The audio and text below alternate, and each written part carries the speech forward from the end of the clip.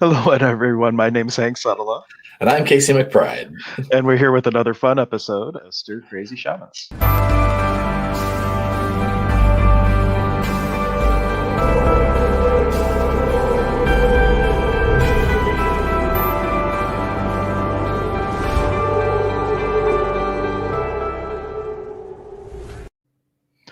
And we are going to have so much fun today. The first thing is we're streaming a different way, so we're hitting more locations.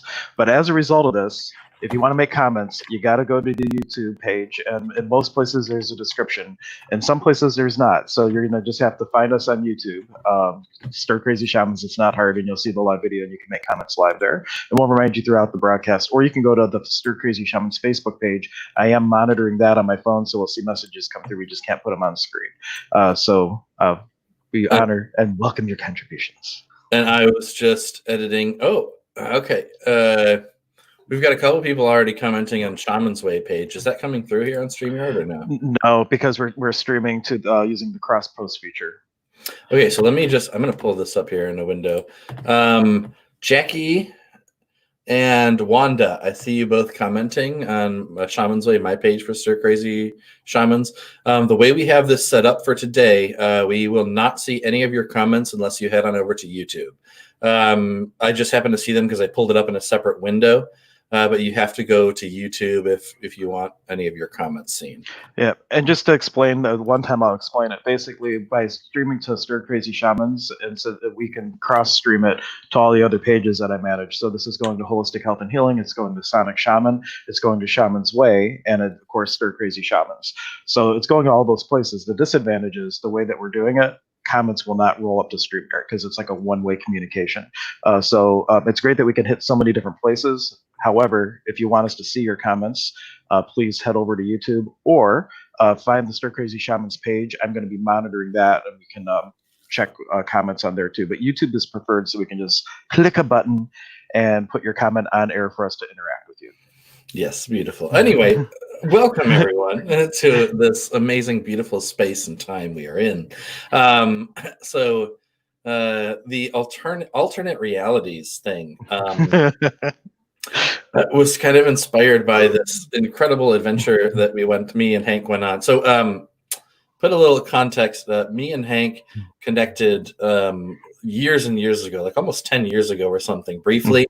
And I think both of us, now talking about it, we knew that we were meant to connect and work and create a lot of magic together. But at the time, it wasn't right for us. And so it was actually really a little bit before all of the COVID-19 stuff went down. But then through this podcast that we're doing, we started to really connect. And finally, the universe lined it up for us to go on a little adventure physically through the woods. And wow, so many incredible magical things happened in that short period of time. And one of the cool things was just all of the, how to put it, I go on hikes by myself, and I pick up on all kinds of different energies, spiritual beings, all this stuff. But to have someone right next to me, that's like, I get hit with something like, whoa, did you feel that? Yeah, that was a portal we just walked over. Oh, cool. Like that just brought it to a whole other level for me. So yeah, very magical. And when I go out on hikes with my family and everything, I don't share with them nearly as much as, because they already think I'm a little, I don't know, crazy side anyhow, right? But I was sharing with Casey, like, one of my favorite things was every time there was like a little wooden structure, stairs going up, or a little bridge, in spirit I heard all these hundreds of little spirit voices going, cheater, cheater, cheater. Meaning, like, you shouldn't be walking, you should be jumping over this little ravine or wading through the water and stuff like that. So it was we like, took them up on their challenge, and most of the time we didn't take the bridges to the stairs. But it was like a nice little playful energy, so it was really wonderful. But had I been by myself and knowing that I'm the only one that can hear it, I probably would have just been like, "Oh, that's fun." And then also just the experience of being able to like talk out loud to what I'm interacting with without thinking that people are going to think I'm weird. Oh yeah, it's amazing. And just as I'm walking past, like, oh, hey, there's this big spirit over there, and then it was cool. At one point, there's this spirit at the one part of like on top of this hill that I've hiked past so many times, and every single time this giant spirit dude is there. And I asked Hank, I was like, "Do you see that dude?" And he's like, "Well, I wasn't aware of it a second ago." And then he kind of tuned in. And then all the other times walking past this being, I got this sense of like, just kind of keep your distance, no need to go over there and like interact or anything. Not necessarily that it was like malicious, but just like a healthy respect, like the same kind of respect I would treat, I don't know, like any like big animal, like, just beauty at a distance, kind of thing. And then Hank he got an intuitive hit on what that being was. And so maybe explain a little bit about what you picked up there. Well, for one, the being was so big, and this is like a trick if you are looking to tune into different types of beings, is you need to really expand your energy field. Because imagine imagine how big an angel might be. How easy is it to see that angel if your awareness is all within the angel, because you have no perspective because you're looking from the inside out essentially. So you expand your awareness out, and to the point where you're so large in your awareness that you can see what it is. And that's what I had to do to even be aware of the being, because it was that immense. It was like covering the entire spirit of the land. And then I had the sense that this is some sort of, kind of like how you have a lot of traditions that have like this being that will cross people over to the afterlife. It was like that for the souls of trees. It was like this little guardian spirit that when a tree falls, it would go and take that tree spirit, that tree soul, over into the afterlife. And that's why he didn't move a lot. Like I asked Casey, I'm like, yeah, it doesn't feel like he moves very much, because unless there's a storm or something, he doesn't have a lot to do. He just like waits until he's needed. And that very purposeful energy is what I had gotten from it. Yeah, and so that was, for me, was so cool, because the energy of that and the explanation like lined up perfectly to what I had like seen and kind of felt, but I wasn't able to put it in words the way that Hank was. So it's so cool, and I just got me so excited for all the possibilities and all the future adventures of things we're going to pick up on and delve even deeper into. Because I have I can see spirit in more of like a differentiated form.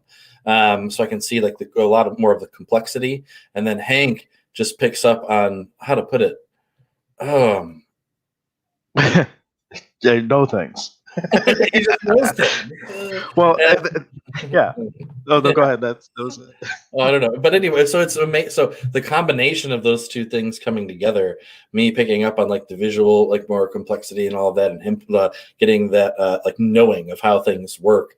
I think we're really going to map out a lot of things that have never been mapped out before. That's what I get the feeling of.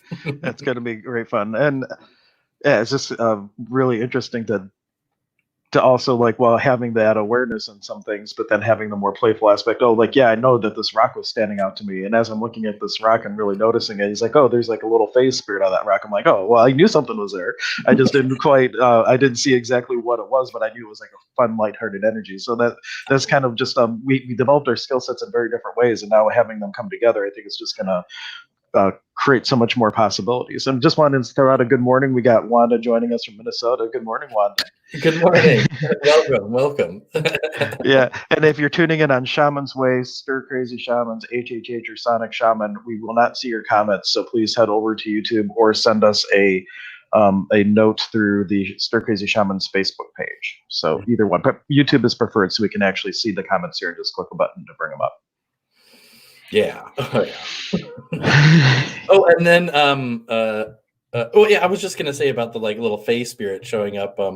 It was so cool just to be able to be walking with someone and like, oh yeah, there's this little fae being there, and then one of my fae beings went and is like hanging out with them, and like just to be able to verbally talk about that as if it's just it's normal everyday life, and there's not a lot of people I can go on hikes with and just talk about that stuff.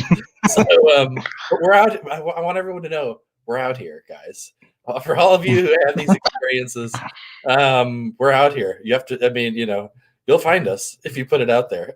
And we can have all kinds of adventures. Wherever you are in the world, there's someone just as magical as you. Yeah. Well, and one thing too, I just had how cool it'll be a couple of years from now, or who knows how fast it'll be, having like a Stir Crazy Shaman retreat somewhere where all the crazies can get together and go on hikes. Oh yes, I love it.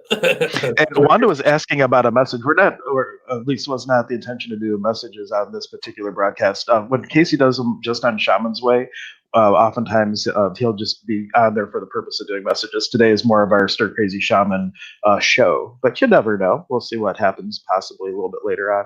But How does it get any better than that? And then one of the things we were talking about is, so this was so cool. I have learned that I think it's called light language or language of light. Oh.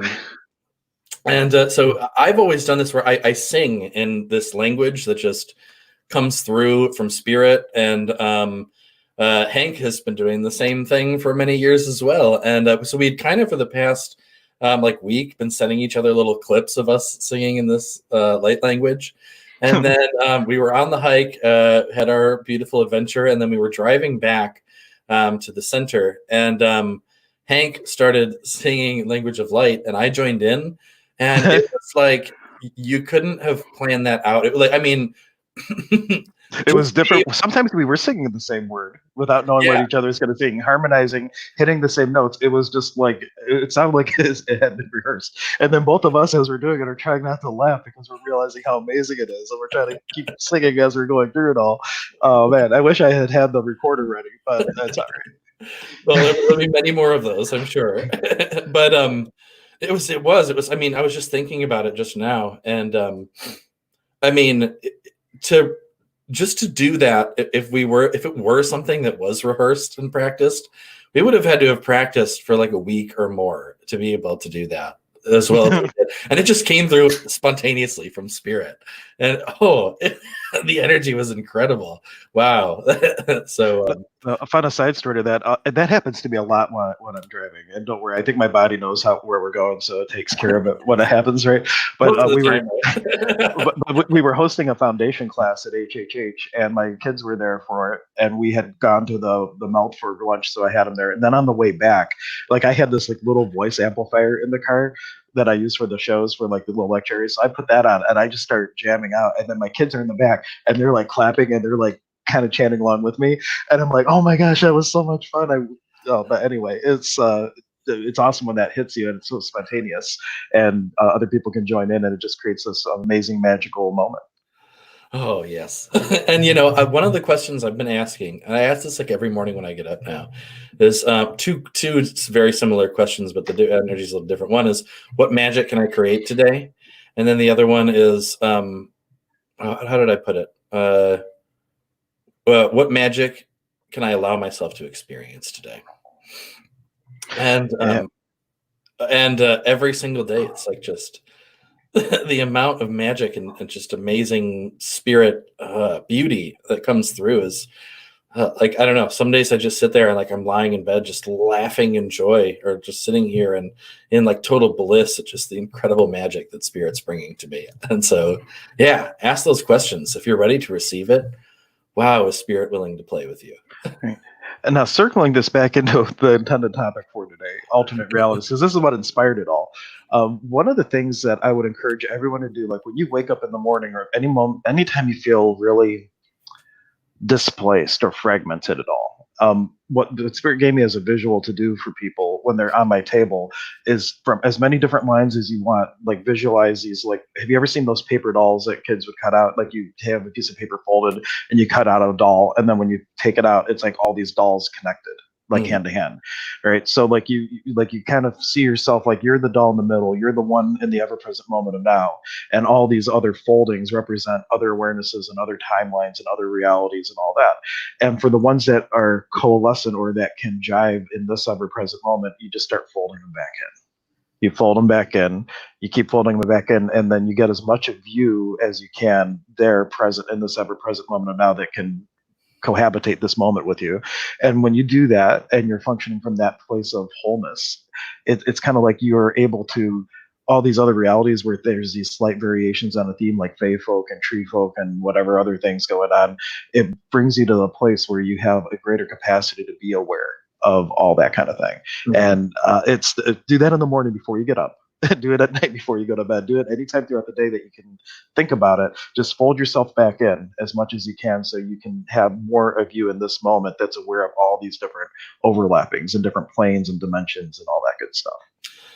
That would happen to me a lot in shamanic journeys that I would go on, and also just like sitting in like meditation and communication with spirit, as I would like be sitting there, and so I'd get hit with this energy, and it would just expand out in all different directions into like an infinite number of body versions of myself.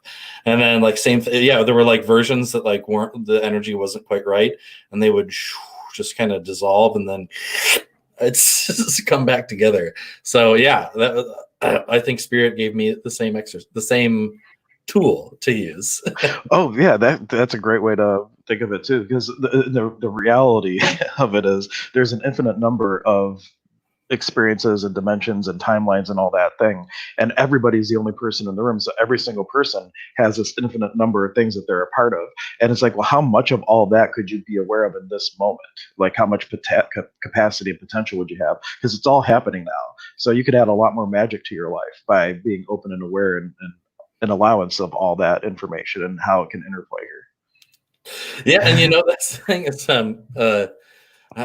there's some people I look at some people, and even myself, in the past, I'm like, what? There is just incredible real magic happening here all the time, and like in Spirit, there's so much incredible beauty, so I ask people sometimes who get stuck in that sort of mindset of, like, how you doing today? I'm hanging in there, yeah, just working. Okay, well, how cool would it be if instead of that being a reality, on top of whatever else you're doing, you could, play with fairies that were hanging around in your room, talk with angels, and just have fun and play, and communicate with giant ents and tree beings and other beautiful mythical creatures, and or just who are able to manifest whatever you wanted, and realize that you could create anything here in this reality. How amazing would that be? And maybe some people would say to that, like, well, yeah, that'd be great, but like, I live in reality. Okay, well, start to question, why does that have to be your reality? Have you really ever tried this sort of thing? Because we all there's too much magic. It just exploded out of your ears. Wow, look at that. Yeah, that was, I lost it, but the other one's working, so I'm good. I can still hear you. But yeah, whoever's open to it, all this really amazing, fun sounding stuff that we're talking about, you have access to it, and more, and way more. And you just ask yourself, why am I not willing to receive? No, that's not a good question. What could I do in order to be able to be in the space of receiving all of that? Some question. It can't better with the questions. What energy, space, consciousness, and choice can my body, being, and beyond be to be open to the infinite possibilities and magic that it could be receiving from the universe today? And anything that doesn't allow that, I destroy it and create it. There you go. Beingness always precedes doing this. You start with a being question, then the universe gives you opportunities to express that beingness you're doing. Like, you put that out there, and then you have the opportunity to experience talking to the angel because of the energy you're holding for it, is the idea behind it. I'm just feeling this. Are you feeling this energy? Mm-hmm. Okay. Actually, I'll say the question again. So if you're listening, I'm going to say this question again, or it may be a variation of the question. I can't guarantee it will come through the same way. And the idea is, like, don't get so caught up on the words. What you're doing is allowing the words, or the energy behind the words, to go into the body and into the being and all aspects of your existence, right? And from the ethers, this energy is going to come up that is the energy that is your choice energy to step into that. Now, you're going to have an awareness of the energy, or maybe not. Maybe the energy is going to be there, whether you're aware of it or not. And then, but once you know that it's there, or once that you trust that it's there, if you don't know that it's there, anything that doesn't allow that, we're saying we're willing to change, shift, destroy it, and create it. And that way, it's going to eliminate the blocks and the limitations that are preventing people from stepping into having these types of experiences. So what energy, space, consciousness, and choice can my body, being, and beyond be, to be in complete allowance, awareness, perceiving, and receiving of the infinite possibilities and magic of the universe with total ease. And anything that doesn't allow that, we destroy it and create it times a godzillion. Here we go. So, and I said it much slower than I normally do, which is nice because normally I rattle them off super fire. That was still even a little fast for my brain, but that's okay. I've gotten used to it a little more. Well, the idea behind it when we ask those questions is your brain doesn't have a chance to think about it, because if you're thinking, you're stinking, right? Like the brain, the ego starts to like, well, what's going on here? Let me see. Let me try to figure this out. And like once you start trying to figure out, you just lost it. So the idea behind when I do it is like you do it so like the brain's like, what the? And it doesn't have a chance to figure anything out, and then it can actually get in there and do the energy work that needs to happen to bring it up, and then then you work it out. So it is done a bit intentionally. So one thing I notice sometimes when guiding people, like spirit will come through and guide me to ask people questions like this. And I'll tell people, listen, you're not looking for an answer that your mind is coming up with. If the mind says something, that's fine. Just ignore it and go back to the feeling in the body. Feel the energy. And even having repeated that 3 or 4 times, I will ask a question and the person will still start to verbally out loud answer as if I was asking them the question. So yeah, it's just like the ego, like can't, for some people, they can't ignore the need to respond.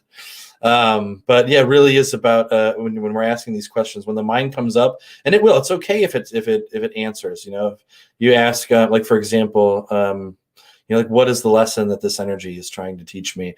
And if the mind's like, well, it's trying to teach me to be a better person, and if I could just let go of this, then I could, like, okay, that's great. If the mind says it, that's fine. But then once it's done saying its bit, return to the body and feel the sensations. Because it's really about tuning in to how the energy starts to shift. Absolutely. When we ask these questions. Yeah, and more the body does feel, but then also like awarenesses come and there's no words to it. It's just like a knowing. And that's also like, that's not from the brain necessarily. You might just have like, oh, like you just have an awareness, and then you start to think about the awareness and we fudge it all up, right? So that it's the body is having the feeling sensation. It has the awareness of things that the body has not, or the being has not been willing to be aware of or acknowledge. So sometimes once you start focusing on what you feel in the body, and you ask, well, what's that about?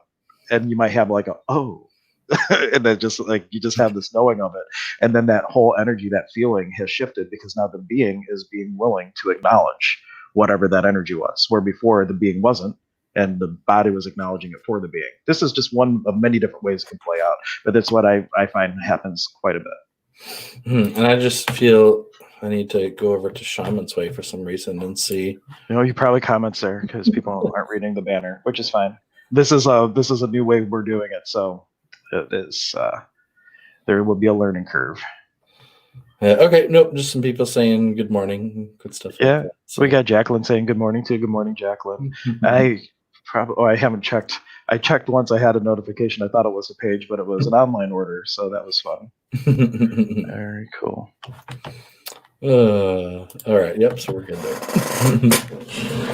There was a song that I was just listening to right before we got on, because we're talking about all this magic and stuff. It's funny. I was about to start talking about tones too, music. Solfeggio specifically, but go first. I think it's a cover. I don't know. Maybe it's original song. I'm not sure, but it's by this band that I really like called Walk Off the Earth. And they do all these really cool. You would like them, Hank. I'm going to have to introduce you to that after this. But they do all this really cool stuff where they have like they coordinate like with all these different instruments, like and they'll do like covers of like pop songs and things, but they do it in really creative ways.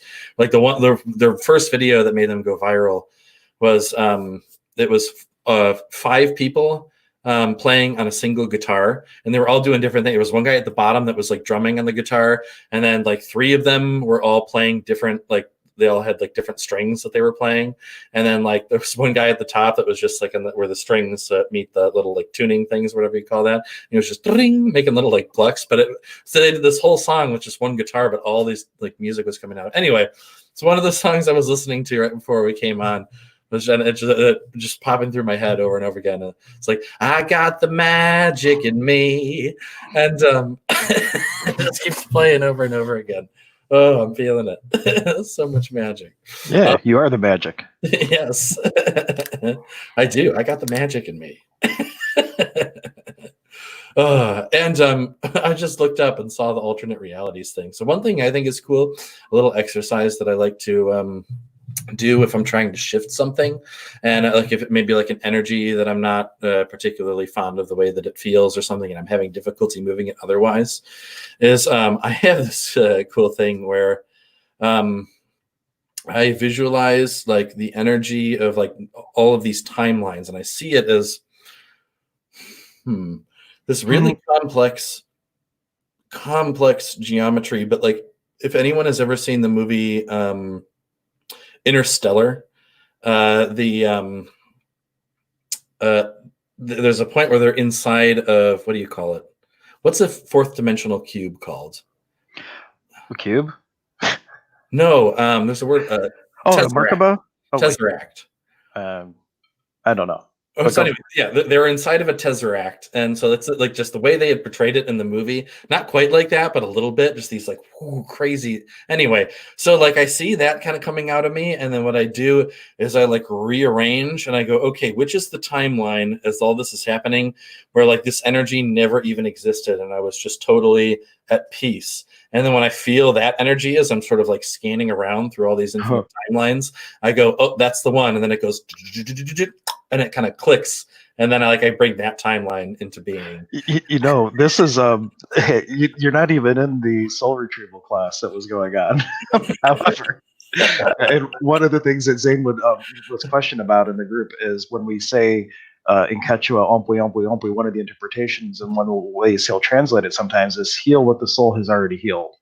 And somebody asked a question about this, and it ended up leading to one whole class just on this one question. And Zane was saying that when you're fragmented here, somewhere in some reality, somewhere the soul has already healed this. Somewhere you are whole and you're not fragmented. And by calling in that energy from that timeline, from that space where you are not wounded, that in effect heals you, because you're saying heal what's already healed. You're acknowledging it's already done somewhere, and you're just bringing that awareness to you. So just what you just said, I just want to give you a little validation for that. Oh, that's awesome. And you have no, well, maybe you do, you probably do, but I am so incredibly excited for this apprenticeship. Oh, man. And for those of you who aren't familiar with the apprenticeship, every other year I host my teacher, Zane Kerfman, the author of Inca Mountain Magic, for a 7-weekend shamanic apprenticeship. And so the next time we'll do it is 20. In fact, right now we're full. Like, I had so many people, such a great response. I think I would be hard pressed to fit another person into the apprenticeship. With just physically how much space we have at the center and everything. Wow. But we do it two times once every 2 years, but we'll offer it more often. But in 2022 will be the next one in Cleveland. So if you're interested, or I also bring people through the work individually. If you happen to be in the Cleveland area, we'll take people out and do the initiations as people have time, one-on-one. So, but it's really fun to work with my teacher. The man's brain is like I learned something from him new. I've been studying with him 10 years, and there'll be something he'll say. I'm like, I've never heard that before, but it's like such a wow, thing. I'm like, why wasn't that in the first group, But always something new that I'm learning from him. But then the thing to be aware of is we're all infinitely like that. Like, we, from our own niches and our own experience, we all have that wealth of knowledge. It's just a different wealth of knowledge. And so I just felt worthwhile to mention that, because I'm not discrediting or minimizing the things that we know too, because there's things that I know that Zane doesn't know, like around sound healing and stuff. We all have our own little nuances, and it's so magical when we can get together and share with it. Absolutely. Yeah. And Zane is, wow. How to put it? So I can see, I'm very sensitive to energy. The first time meeting him, I was like, I tapped in for a second to see, and like the energy was like almost like if it were like actual physical light coming into my eyes, it would have been one of those like, ooh, wow, it like hurt because it was so bright. Like, but that level of like powerful energy, potency. But at the same time, he is like one of the most grounded people and down to earth people I've ever met. It's amazing to have that balance of that extreme spiritual power and connection while being so extremely grounded as well. Well, that's what happens when you study with the crazies. But what Zane's teachers would say, yes, shamans are crazy, but there's good work to do in the crazy.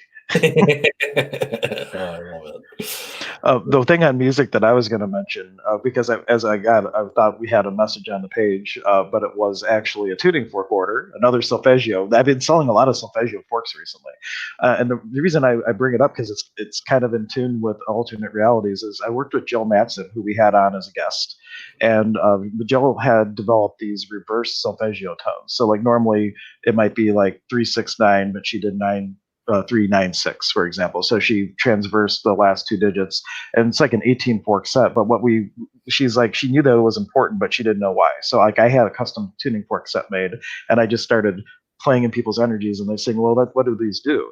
And I had the experience of like someone was on my table here, but I was working over here or like off the table in different areas, and this is where I started getting the paper doll visions, like seeing like, wow, what with solfeggio, these combinations of 3-6-9, it's really this numerology thing, and these frequencies are like a whole being healing. It's like working on someone in all aspects of where they exist, because through these numerology references and everything, it's like how the universe works. Even Tesla said, if you understand the magic of 3-6-9, I might be misquoting it, you would unlock the mysteries of the universe.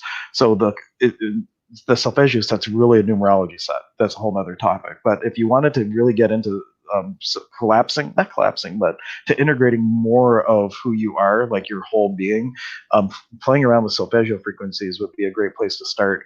And there's a great CD by Jill. It's called Paint Your Soul. It has solfeggio, reverse solfeggio, or Fibonacci. And it's a lot cheaper to buy, well, like one $17 CD than like a $300 worth of tuning forks to do what I'm doing. But it's a great way to like start playing with it. But look up solfeggio if you're watching, and really start listening to some of those tones and seeing what the effects of that are on you. Yeah, the sound thing is a whole very interesting topic to me that Spirit is showing me more and more of the magic of every day. When I first was introduced to it, I knew, and this was back. Who was it who really introduced me to the idea? It was my friend Brian. Brian Langston, yeah. Yeah. And there was some cool stuff. Okay, so I remember he introduced me to throat singing, right? So this is the first moment I was like, whoa, okay, what's going on here? So he was talking to me about like how he does sound healing. And I'm like, I wasn't really understanding like what that meant. And he's like, yeah, there's all kinds of things we're not taught that like happen with sound. And I was like, what do you mean? And he's like, well, even with our voice, for example. He's like, there are ways we can use our voice that we were like almost no one in this country has ever taught they can. I'm like, all right, well, what does that mean? He's like, well, this, for example. And I'm like, okay, what was that? Later, it wasn't until much later that I found out that he was actually singing with a different set of vocal cords. So we have our regular vocal cords that we use to sing. That kind of even so, that sounds like it's like a really deep, like kind of crazy thing. So you'd think like, okay, well, you're a guy and you have kind of a deep voice, so you can make that deep tone. Anyone, even a woman with the highest pitched voice, can make that same really deep sound, because we're not singing with our vocal cords, we're singing with the larynx, which are referred to as the false vocal cords. And so it's a whole different organ that's vibrating when you do that. And that really, I was like, okay, wow, what else is there about all this sound stuff that I was never taught about or aware of? And more and more of that magic has been revealed to me as of late too. A serendipitous moment. I don't know if you knew how I met Brian and Willow. Like I was looking, I don't remember the publication. I was maybe it was on Facebook, but I see the sound healing class. Now I'm looking at him like, and it's shining to me a lot. I'm like, but I don't really need a sound healing class, Spirit. And they're like, you need to go to this one. I'm like, okay. So I like signed up for Brian's class at sound healing, and it was just the way that we got introduced and connected. And there wasn't much that, other than the way he taught, I had a great toning experience with him, but it was just following the energy of like, wow, look at like whatever this class is, there's something for me here, and I just followed the energy. And it was just like you when you met them that one day, you're like, oh, you put out the Spirit, and then these people just kind of stood out to you, and that's like the way to start noticing the magic is, okay, what's standing out, and then asking the question, what is it about this? What contribution does it have for me? And start asking those questions. I just felt I wanted to bring up how I met him since we're talking about Brian. It's a pretty amazing just coincidence that a sound healer guy have certificates on this stuff, but I'm taking another sound healing class. Coincidence. There is no coincidence. No, there's not. And that was also my first time down at the Studio Cleveland, which is an amazing facility down in the Cleveland area. If you happen to be local, they have all kinds of wonderful classes and things like that. So also introduced me there. Forgot my lunchbox there, never got back. It was my son's Star Wars lunchbox. I brought it there, and he's like, "Daddy, whatever you do, don't forget it." So of course, what happened? I forgot it. I've still never been to the studio. It's pretty cool. I would love to do an event there, but it would be a pain to move bowls in and out of that place, which I'm sure Brian has discovered from doing events there, because there's not a good place to park, and it's really just that parking and just going for a class is fine. But if you have a lot of gear and stuff, it's a little bit burdensome for me anyway. Yeah. I meant to ask you that the one time. How do you move those giant bowls? Well, that's why I got a center now, so I don't have to move as much. But no, when I go mobile, I have I have one big case that 5 bowls go in and they nest. So for mobile concerts, I usually bring 5 bowls, my 2 pyramids, and then some tuning forks and some other things. So I don't travel with all of it. Yeah, because but I have 21 crystal bowls. For those of you who don't know me, I have 21 crystal bowls, a gong, crystal singing pyramids, didgeridoos. Over 500 forks, I think I have now. Just a small little addiction to tuning forks. Flutes, chimes, bells, whistles, all kinds of fun stuff. Oh, the flute. I'm going to have to. I need a flute. You know what? It was, I don't know, something about it was different. Like the ocarina is cool, but the energy playing that flute was so much more magical for me. And it was put a little context. We met at the HHH Center, and there was a flute that was shining out to me, and I picked it up and was playing it. I don't really have much experience playing any kind of an instrument. You tell the story. I have it here. I'll grab it real quick while you tell the story here. So I don't really have much experience playing any kind of wind instrument, let alone flutes. And I picked this thing up, and I don't know, I must have played them in a past life before or something, because I just intuitively kind of knew how to move my fingers, and it did not sound bad. It sounded like some pretty mystical. I mean, there were times when it didn't sound as pretty as it could have, but yeah, something just really, really shined there, and the sound and energy of it was incredibly beautiful. So I'm gonna obtain one of those as soon as Spirit tells me to, which I think. Yeah. Well, this is the flute we're talking about, and this is a bear on top. And I think I told you this story once, but I used to do a whole bunch of expos, and I would travel and I would set up a retail display, and I sold aromatherapy and tuning forks, and then I got lazy and just started doing healing work instead.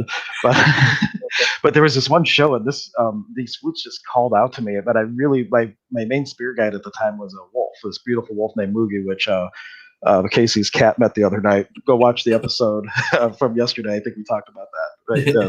But anyway, and then years later, I ended up getting this bear, and I was like, I would have liked to put a bear school. Then during the first time I was going through the apprenticeship, in one of the dreams, there was this beautiful bear that came up to me, and it got up on its rear legs and put its 2 paws on my shoulders, and then pressed its snout to my forehead.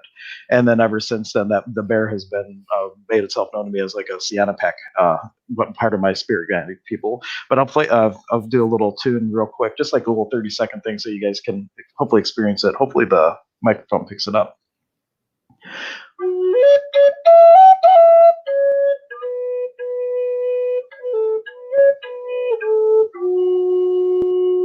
Yeah.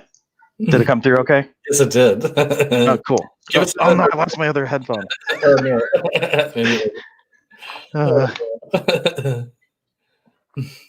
I want more, Hank. Can you hear me? I don't think you can hear me. I can't hear you now. Okay. I was going to say, we want more. Spirit says we want more flute. No, I think the reason that they were falling out is I had the ears reversed. They feel a lot more secure now. Oh, yeah. Oh, I want to just hang out and make music. That would be fun too. And then just to give people a little taste of tuning forks, these are two little crystal tuners. This is Pluto and Neptune, little ultrasonic. I just lightly tapped it. I don't want the microphone to blur out. Can you hear it at all? Oh, yeah.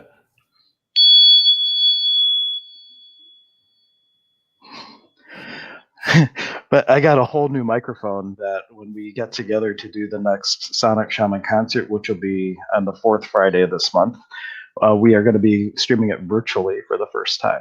So I got some special microphones, and I might just do it, for free the first time as a test to make sure we got all the bugs worked out virtually. But then it was going to just be a virtually offered thing going forward. So in person and virtual.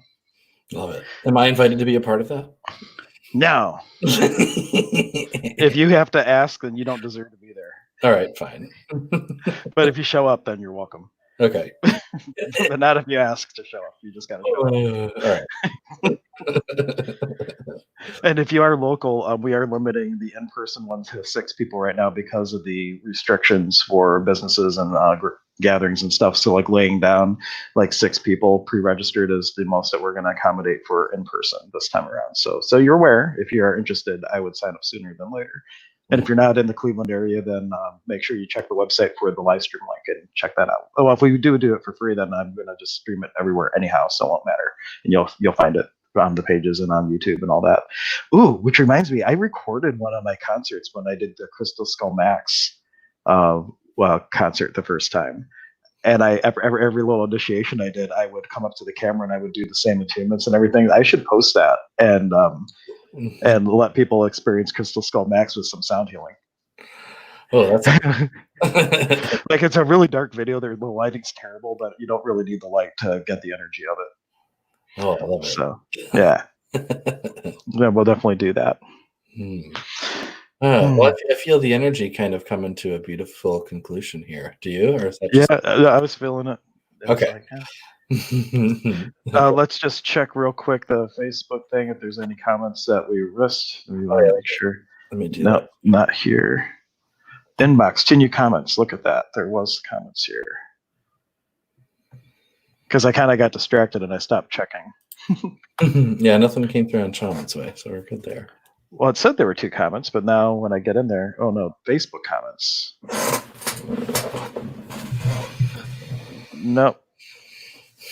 It was just the one thing was about our shaman healing thing. If you want to go look at the episode from Sunday, we did a live shamanic healing on the stream for Jameson, and it was a really awesome experience. And even though it happened in the past, if you were to watch it and be open to receiving the healing contribution it has for you, definitely go back and do that because you're going to get a benefit from it. And then tomorrow we're going to have a very special guest on. We will have Ryan Dean, who is the founder of Empathic Healings, and our topic for tomorrow is all going to be about empaths. So you can tune in for that, and we'll have Ryan on, and we'll be talking about empaths and what you can do to not feel overwhelmed and really step into that power and potency of what an empath is. Anything else you got going on, Casey? Yeah, tune in to Shaman's Way on YouTube. Later on today, I will be doing another live spirit guide readings. And then I'm thinking, I don't know. Well, what I did yesterday was my first ever, spirit just told me, all right, we're going to do a shamanic healing session for this person live. And I did that, and that was really, really cool. So I don't know. We'll see how that kind of goes, but definitely later today, there will be a spirit guide readings live thing. So yeah, and I know I did see a couple comments that were probably more related to your readings. So if you were watching this show, those comments are a bit out of place for here. But when Casey goes live for his spirit guide readings, definitely re-ask your question there, and we'd be happy to have that addressed on that stream. It's just not appropriate for this stream. Right, cool. Well, thank you, everybody, for tuning in. And also subscribe to Stir Crazy Shamans on YouTube. And make sure you like us there as well. It helps us out. We're going to come up on 100 before we know it. We'll get our custom URL, which is so very important. Oh, yeah. All right, guys. Thank you so much, and we will catch you next time.